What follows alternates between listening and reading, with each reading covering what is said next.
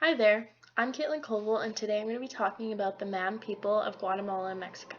I'm first going to discuss some of their information and culture, and then go into the issues that they have faced and are still facing today, and how they've dealt with these issues. The Mam people have their own language. It is the second most used language out of the 21 Mayan languages spoken in Guatemala after Kik. They live across the Mexican border in southeastern Chiapas and in southwestern Guatemala. It is estimated that 500,000 Mam currently live in 56 municipalities. The Mam people were and still are known for their farming skills. They mainly grow maize, beans, and squash. The men usually do farming or labor work while the women are working in the homes and taking care of the children. The Mam also produce much of their own clothing using backstrap looms. The children are taught useful skills early on from their parents and communities, and rarely get a formal education past the primary school level. Arranged marriages are very common among the Mam people, especially in their teen years. Fathers of the grooms negotiate and offer gifts to the bride's fathers. The Mam people are considered to be formally Catholic, but also believe in spirits who own the mountains. These spirits were a vital part of the traditional Mam religion. They celebrate Holy Week, All Saints' Day, Christmas, and have feasts for local saints. The marimba, a xylophone-like instrument, is also played at most of these celebrations and ceremonies. Their healers are usually women, and they use herbal remedies to heal most illnesses. The Mam people haven't had a unified government or society since the Spanish conquest, if ever. Instead, their government is municipal-based, which means that each municipality has its own government and none of the municipalities are connected. Within each municipality, there are offices with 4 or more levels. Different levels involve different tasks that people in power must do. Unwanted tasks at the lowest level are usually given to younger officials. Usually men are in the positions of power, and each one holds a position for a year and must carry out duties given to them. Conflicts are dealt with either by elders or police, depending on the severity of the crime or conflict and the location. For instance, if a conflict arises in a municipality, then they are usually suppressed until a quarrel breaks out or the elders deal with it, since there are no police present. The Mam people have had a long history as slaves. Their farming skills were exceptional, and the Aztec and pre-Aztec forced them into slavery in order to produce cacao, which the Aztecs saw as valuable and used as currency. Mam continued to be slaves after the Spanish conquest, and then again after Mexico won the War of Independence. Mexicans and Europeans forced the Mam people to work off debts of previous generations. This system of debt was hard to escape due to low pay and high interest. In pre-Hispanic times, Mam lands were controlled by powerful Kik lords. In 1525, the Spanish conquered the northern Mams by force, and the southern Mams allied with Spaniards to escape a military conquest.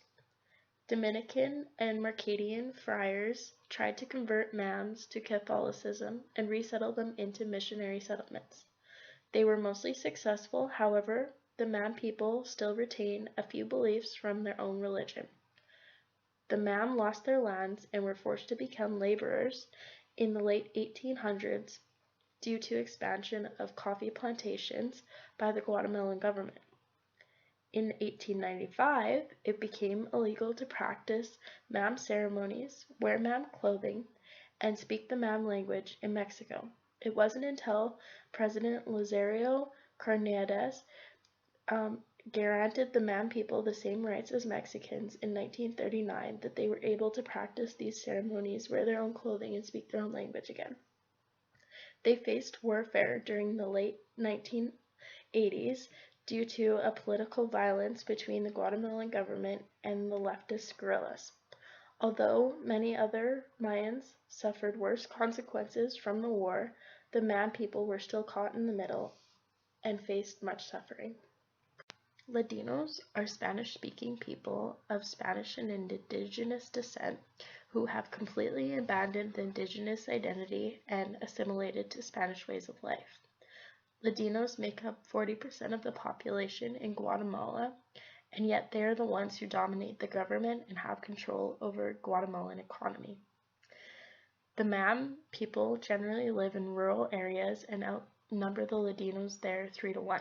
However, the Ladinos outnumber the Mam 3-2 in urban centers, which is why the Ladinos have control over the government. The Guatemalan government authorizes mining projects without consulting locals that will be affected by them.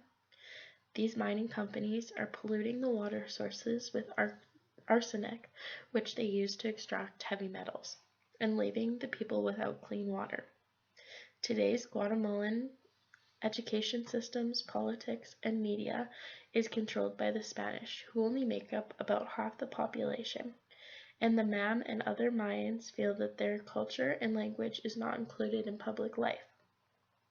Mam people also still lack access to healthcare and social services in their communities. The Mam people have held community workshops to educate the people on the rights and freedoms, with the goal of inspiring the people to stand up to the government and fight back for their rights. They have also come up with the consulta process, where all the citizens discuss and vote on issues at hand. However, the government does not recognize these consultations as legally binding and uses loopholes to dismiss them. Creating organizations like the Consulta de Pueblos del Occidente or Western Peoples Council has helped give the Mam people a voice and a way to fight for their rights. They have also regained their skill of farming and are using it to their benefit. Today, there are 38 indigenous organic agriculture co-ops in Chiapas. These co-ops have allowed the Mam people to develop new farming techniques and become known worldwide for their organic coffee. I didn't choose to do my project on the Mam people for any particular reason. However, after learning a bit more about their battles with slavery, I had an interest and was eager to learn. The treatment of the Mam people by many different groups is and was astonishing.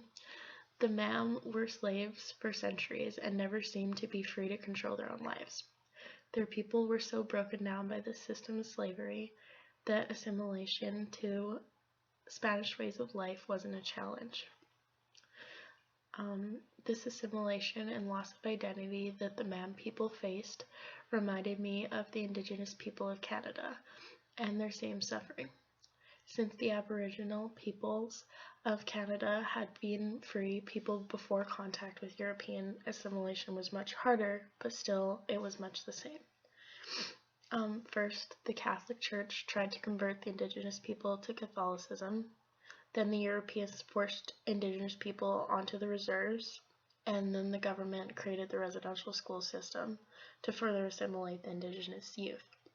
These attempts to strip the Indigenous people of their culture and identity was not totally successful, but their people still lost a lot of their identity and culture and are still suffering.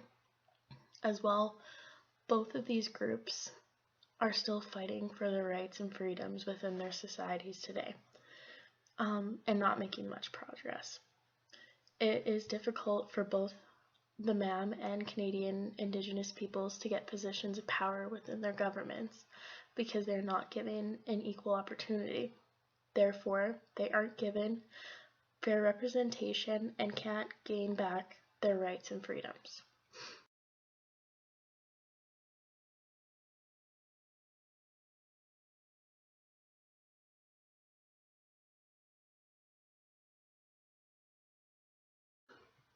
Overall, I really enjoyed doing this project, and I felt that I took away a lot of information that was valuable, and it helped me to gain a better understanding of what our Indigenous people faced as well as what other Indigenous peoples are facing, and kind of draw a lot of parallels between how assimilation has kind of affected